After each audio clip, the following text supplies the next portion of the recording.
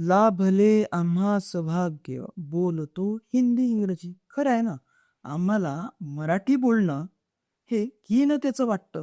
हिंदी इंग्रजीच आम्हाला श्रेष्ठतेची वाटते. त्याच्यातच आम्हाला खूप मोठ्या श्रेष्ठता प्राप्त होते. हे आमचं आजचं वास्तव आहे. आज मराठी भाषा ही शेवटच्या घटका मोजत आहे. अशा वेळी आम्ही आमची मुलं, आमची पाल्य ही हिंदी इंग्रजी शाळांमध्ये घालतो. त्यात आम्हाला शिष्टता, प्रतिष्ठता वाटते. मराठी भाषा बोलणं म्हणजे हीनता वाटते.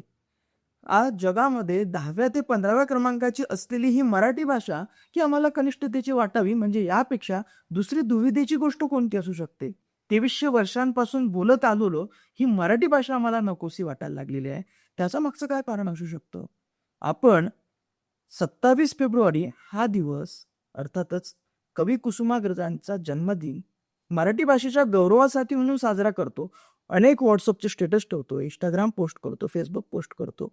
मात्र केवळ एका दिवसासाठीच आमचं ते असतं. बाकी दिवस आम्हाला फक्त आणि फक्त औपचारिकता असते.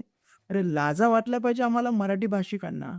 आम्ही आमच्या मायबोलीसोबत गद्दारी करणारे, आमच्या मायबोलीशी दगाबाजी करणारे आम्हीच आहोत.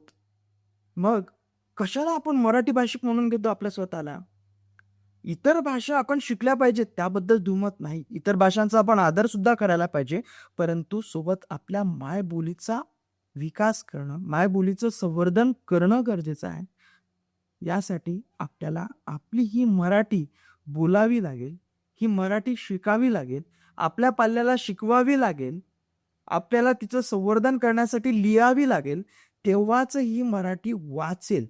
अन्यथा हिचं नष्ट झाल्याशिवाय राहणार नाही. लक्षात घेतलं पाहिजे, जेव्हा एक भाषा नष्ट होते ना, तेव्हा त्या भाषेसोबत तिचं ज्ञान, तिच्यामध्ये असलेलं ज्ञान, तिच्यात असलेली परंपरा, तिचा इतिहास आणि भावना सुद्धा नष्ट होतात.